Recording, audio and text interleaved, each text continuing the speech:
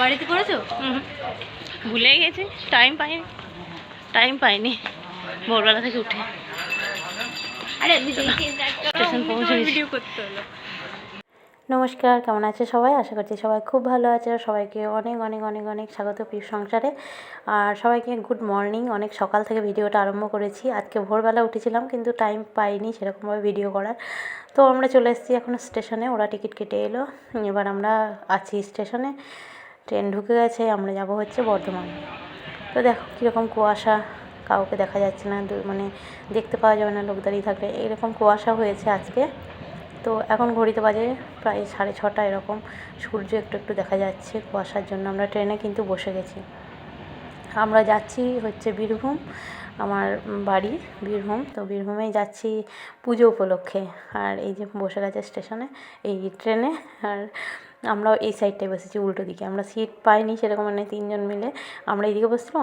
তো বর্ধমান জংশনে এসে আমরা দাঁড়িয়ে আছি। ট্রেনের একটু গণ্ডগোল চলছে বলে আমরা আসতে পারিনি। প্রথমে ভেবেছিলাম কাঞ্চনে আসবো, তো সেটাতে হয়নি। তারপরে আমরা অনেকক্ষণ ওখানে ওয়েট করার পরে পেয়ে গেছি হচ্ছে মা তারা। তো মা তারা আসবে সন্ধ্যা।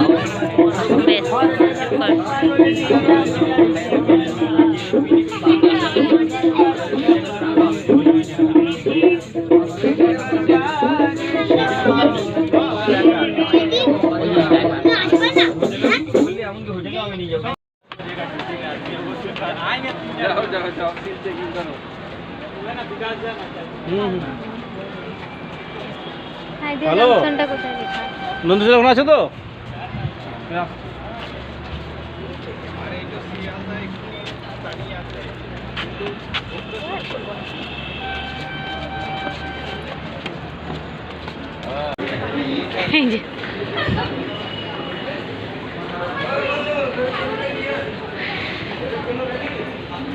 এবার গরম লাগছে।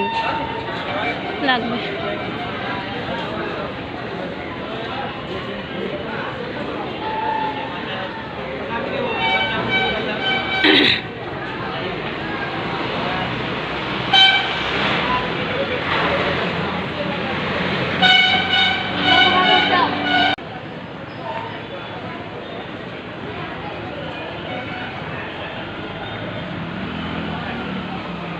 তো অনেক কষ্ট এখন পৌঁছে গেছি সাঁইথিয়া স্টেশনে।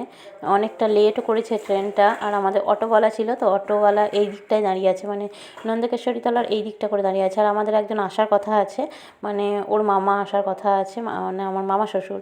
তো সেই জন্য আমরা এই সাইডে এলাম। এই যে মামা শ্বশুরের সঙ্গে দেখা হয়ে গেছে, একটু কাজ ছিল। আর আমরা নন্দেকেশ্বরী তলার সামনেটাতেই দাঁড়িয়েছিলাম, দেখাচ্ছি তোমাদের দাঁড়াও। এই যে নন্দেকেশ্বরী তলা মন্দির এটা। আর এই যে আমাদের অটো নিয়ে ভাইটা দাঁড়িয়ে আছে। তো এই দিক দিয়েই আমরা যাব। আরে রে,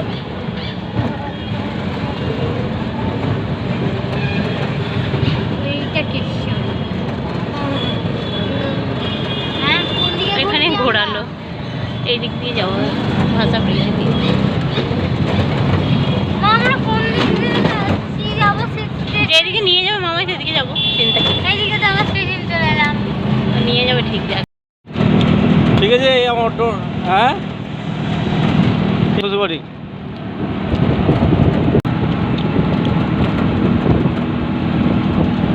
পুজো আছে।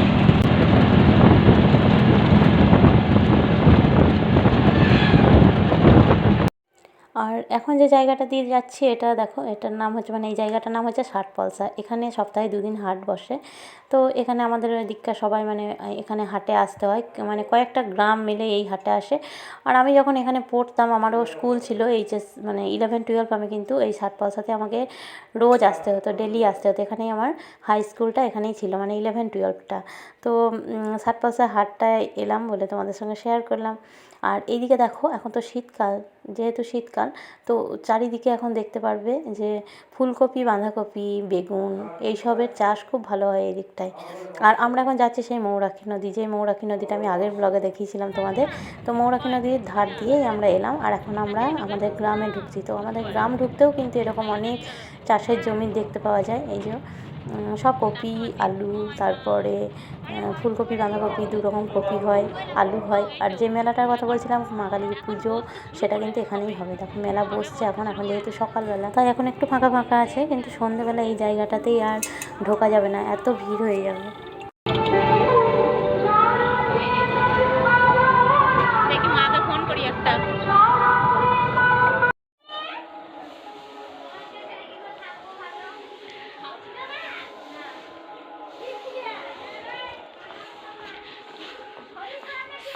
আর আমরা এখন বাড়ি চলে এসেছি, আর বাড়িতে এসে দেখছি কেউ নেই, মানে বাবা মা দুজনেই কিন্তু কালীতলায় ব্যস্ত।